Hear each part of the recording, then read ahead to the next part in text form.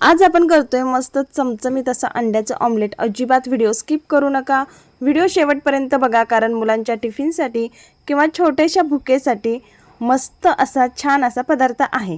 तर सगळ्यात अगोदर अंड फोडून घ्यायचं आहे, त्यानंतर बारीक चिरलेला कांदा घाला, बारीक चिरलेला टोमॅटो घाला, कोथिंबीर आणि हिरवी मिरची देखील बारीक कट करून घाला। आता तुम्ही म्हणताल एवढा कॅमेरा हल्लाय कसा, तर ते पण सांगते। सगळं शूट जे आहे ते पिल्लूनी केलेलं आहे, तर त्यामुळे कॅमेरा भरपूर हल्लाय। तर मम्मा तुला मदत करतो म्हणून असं म्हटलेला तो, आणि मला अंड फेटायला देखील त्यांनी मदत केली। तर बघा, बॅटरमध्ये लाल तिखट, हळद, मीठ टाकलेलं आहे, मस्त फेटून घेतलं। त्यानंतर नुकत्याच भाकरी केलेल्या भाकरीच्याच तव्यामध्ये चमचाभर तेल घातलं आणि हे अंड्याचं बॅटर त्यामध्ये घातलं, चमच्याने छान पसरवून घेतलं।